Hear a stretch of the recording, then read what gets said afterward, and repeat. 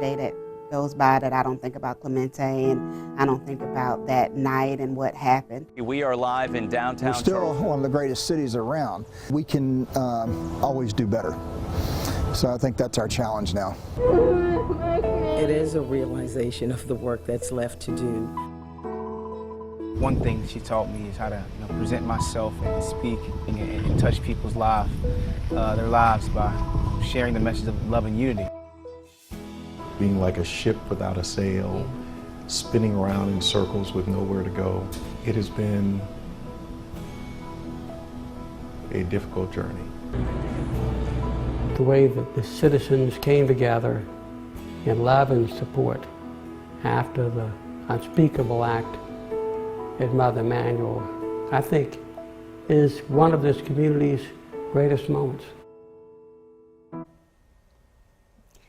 Hello, and thank you for joining us for Remembering the Emanuel 9, 5 years later. 5 years since that tragic day when 9 members of Mother Emanuel Church were shot and killed during Bible study. And tonight we are celebrating their lives of the victims and recognizing the grace of those who survived. We start tonight with a Lowcountry pastor who lost his childhood friend in this tragedy. The friendship of Senator Clemente Pinckney and Reverend Kylon Middleton came to an end 5 years ago. I sat down with Reverend Middleton, who talked about losing his best friend, but still managing to find hope. Do you remember how you met Senator Pinckney?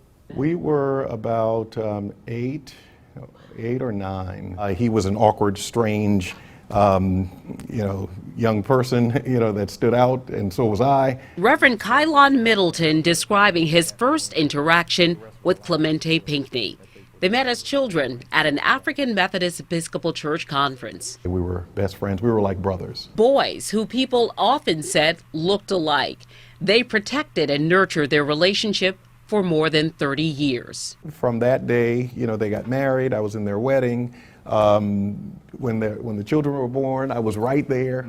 We were inextricably tied together. Together until June 17, 2015. Both men in Bible study at their respective churches. Reverend Middleton describes receiving a phone call from Jennifer Pinckney. I couldn't understand her. And I'm like, Jennifer, slow down. She said, Middleton, I need you to come to Charleston right now. And I said, for what? Why would I come to Charleston now? She says, Pinckney has been shot. Reverend Middleton explains when it was time to plan his best friend's funeral, it was painfully easy because he and Senator Pinckney had planned the senator's funeral service 4 months earlier after the senator had been in a car accident. And he literally that night, we sat right there and he outlined from the beginning to the end exactly what he would have wanted in a service. How do you help people grieve when you are still grieving? It's hard because even during the time of his, when he was murdered, I was so busy caring for Jennifer and caring for the girls that I really didn't even process my own grief. When he was taken away, it was almost like losing really a part of myself. But it really is about freedom, equality, and the pursuit of happiness. And that's what church is all about. A voice of faith, loss in this time of chaos. A friend still filled with hope despite his never-ending grief. We should just embrace people, who are in our lives and love them and celebrate them and respect them and uphold them and do whatever we can in order to make them, help them reach their goals and make them better people. 5 years have passed, but the memories of the tragedy that unfolded on that night, June 17, 2015, remain vivid for Mrs. Jennifer Pinckney, the widow of the late state senator. Octavia Mitchell spoke to Miss Pinckney, whose work honoring her husband's legacy continues today. The last thing he said, I love you, darling, and he walked on into the Bible study. Mrs. Jennifer Pinckney, a school librarian, now raising her 2 daughters alone after the tragic death of her best friend and love of her life. I take one day at a time. I still have my good days. I have my bad days. It's not a day that goes by that I don't think about Clemente and I don't think about that night and what happened. 5 years ago, her husband, State Senator Reverend Clemente Pinckney, the pastor of Emanuel AME Church, and 8 church members were murdered during Bible study. Mrs. Pinckney and her youngest daughter were in her husband's office when the gunman opened fire. Milana and I were in the room. She was watching TV and eating snacks and so forth. I was working, and much later on we started hearing the gunshots. And, you know, I snatched my baby up. I locked the door, snatched my baby up, and I went into the secretary's office and kind of shoved her under the desk. And I immediately didn't get under the desk with her. I was going to try to go seek help or try to do something. I don't know what I was thinking, but I was just like, you know, tell your sister I love you and at grandma and everyone, but, you know, I got to go get help. And when the gunshots seemed like they're at a distance, I was going to make a run for it, but when I do, I was going to pull the door behind me. Don't you move, stay where you're at. And she had said okay, and shortly after she said that, that's when a bullet came flying through the office that we were in and so forth, and I leaped in under there with her, and that's where we stayed the entire time. The unthinkable tragedy remains a constant thought. It is difficult, you know, it's hard. I think about how it could have been so differently had, you know, Dylan Roof had heard us in that room. You know, I often come up with different scenarios. I wish Clemente could be here right now, but I know his death is not in vain. I just have to keep pushing forward, you know, and you just have to be strong. I'm strong for my girls. The couple met in college. She attended the University of South Carolina while he attended Allen University. This year, they would have celebrated their 21st anniversary. When I look at my girls, I see their father. One acts like their father, and one looks like their father. Her husband's belongings remain visible in their home. These things are right there. You know, eventually, you know, I'll move them, but right now, no, I'm good.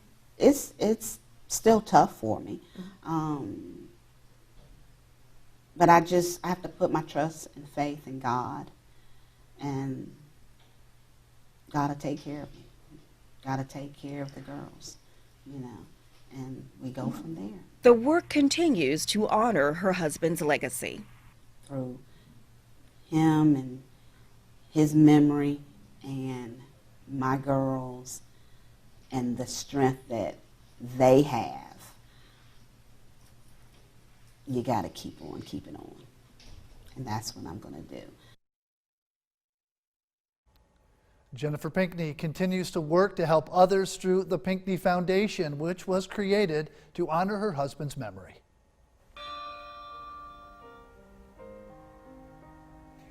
Tonight, more stories of survivors, including a husband who has found forgiveness in his heart even in the most difficult circumstances. Coming up, we hear from Reverend Anthony Thompson.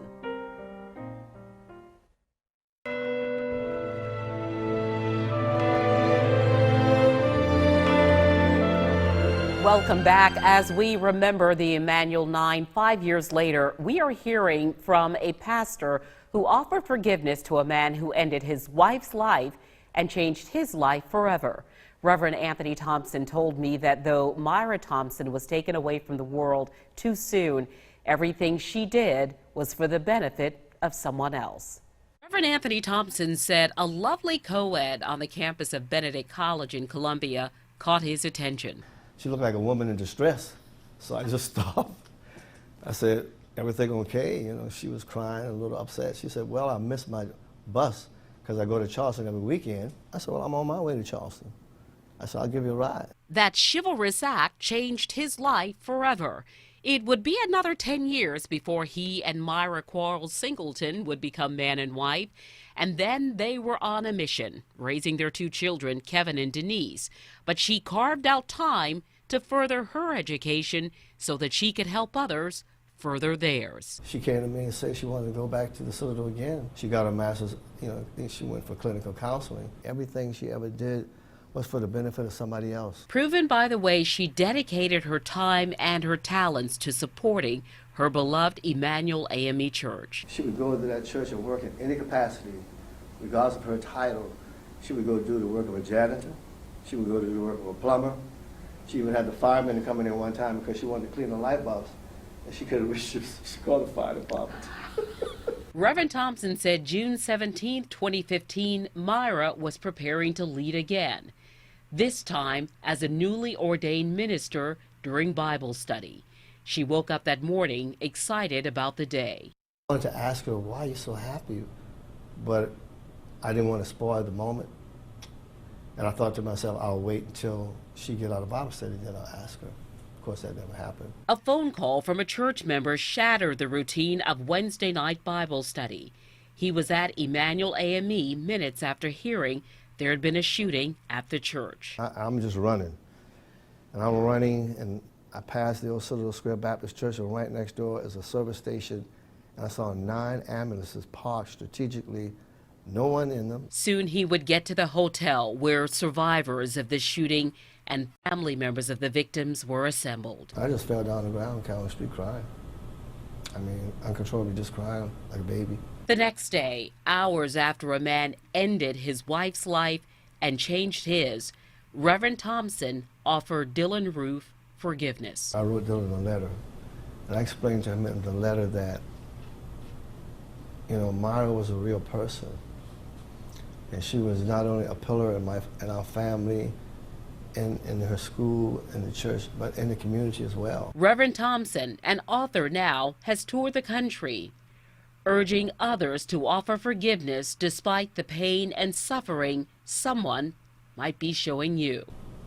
And my advice is that taking revenge or holding a grudge or trying to respond in a violent manner, it's not going to help you. Because you're going to be miserable, your life is going to get worse because you're harboring something, that you think is going to hurt that person when in turn really is hurting you. A father, a man of faith, finding strength through forgiveness. News 2's Brad Franco recently sat down with Senator Marlin Kimpson, Representative Wendell Gilliard, and Dr. Bernard Powers from the College of Charleston to talk about how recent events may finally bring the material change the massacre at Mother Emanuel helped fuel. It's kind of like each one of these instances is a turning point, and instead of it being a turning point to change, it just keeps turning us back into a circle. Well, I think that the past, you're certainly correct. It's been the definition of insanity. We keep doing the same thing and expecting a different result. But like my colleagues here, I do believe this time is different. Why? Mainly because the young people, both black and white, they won't change and they want it now. Now it's incumbent upon us to articulate and communicate a sense of permanency in how we take the pain and turn it into policy.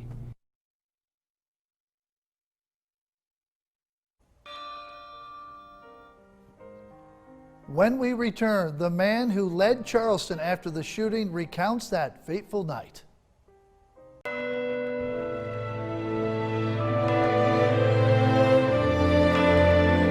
The city of Charleston on that hot and humid June night back in 2015, Joseph P. Riley. I sat down one-on-one with Mayor Riley to talk about that tragic night 5 years ago, one of his proudest moments, the way Charleston responded. Well, it's forever seared in my memory. And when Mayor Riley received the phone call about the shooting at Mother Emanuel. I didn't know what I was going to see there, but I knew that for that church, I should be respectful. And I also knew at that moment that everything I did had to be perfect. As more information came in, Riley found out his friend, Reverend Clemente Pinckney, was one of the victims. Soon after that, he wrote down "unspeakable act" in his notebook. He knew it was a hate crime and soon had to gather with then Police Chief Greg Mullen to tell family members what happened. Well, that moment,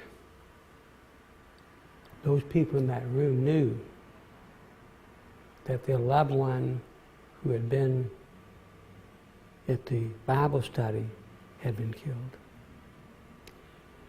And Brendan, if I live a long time, even longer time, the sounds of that moment, for which every human being expresses a feeling of distraught and heartbreak and sadness different. They're all different sounds that we make. So that tragic cacophony of sounds fill that room, weeping and wailing and moaning and heartbreak.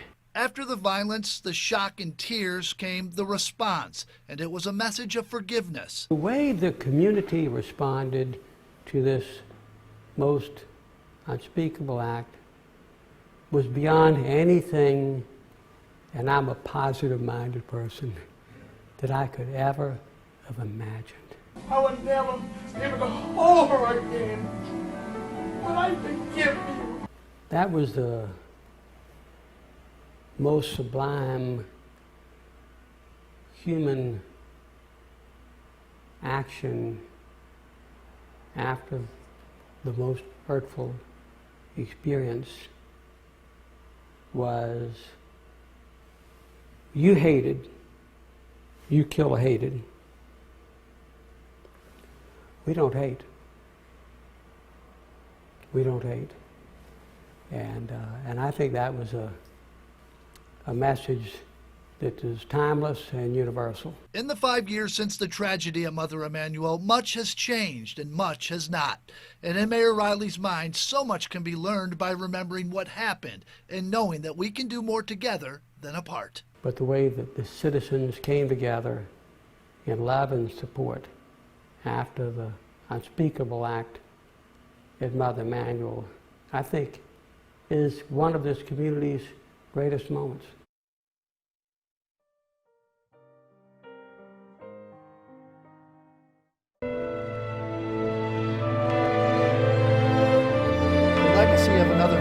Lives on at the Charleston County Public Libraries, on the walls of several branches, and in the hearts of the staff who knew Cynthia Graham HURD. As News 2's Taylor Murray reports, a new library initiative will honor her memory by encouraging the community to unite through random acts of kindness. A vibrant mural graces the side of John L. Dart Library in downtown Charleston, where Cynthia Graham HURD worked for more than 20 years. The branch she managed in West Ashley, now renamed in her honor. Cynthia was an amazing woman. She meant so much to everyone who knew her. Those who visited the branches she worked at and the staff who worked alongside her say they'll never forget her kindness. Her email signature that she used for years was the J.M. Barrie quote, "Be a little kinder than necessary because everyone you meet is fighting some kind of battle." And that's true. You never know what any person you encounter is going through, and she lived that quote. It was from a place of kindness that HURD did everything. She made everyone's day better by how she served her community and how she cared. Now the staff at Charleston County Public Libraries wants others to live like she lived. And it's important to honor her and to remember the way she lived. A new initiative to combat racism and unite the Lowcountry.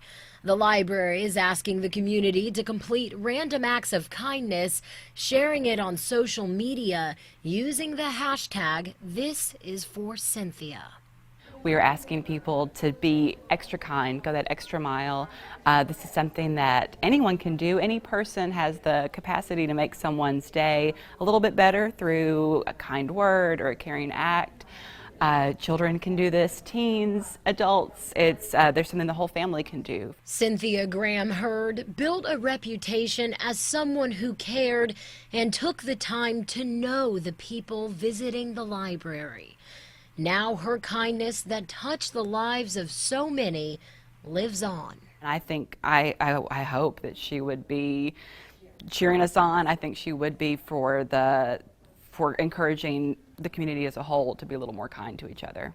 To see how kindness is spreading across the Lowcountry in honor of Cynthia Graham HURD, just search #ThisIsForCynthia on social media. And remember, if you're a recipient of an act of kindness, be sure to pay it forward. I'm reporting in West Ashley. Taylor Murray, Count on 2. And as we leave you, we honor each of the lives lost and remember the survivors who are still fighting every day. They are Mother Emanuel Pastor, State Senator Reverend Clemente Pinckney, Reverend DePayne Middleton Doctor, Cynthia Graham HURD, Susie Jackson, Ethel Lance, Tywanza Sanders, Reverend Daniel Simmons Sr., Reverend Sharonda Coleman Singleton, and MYRA Thompson. We remember the Emanuel 9 and survivors.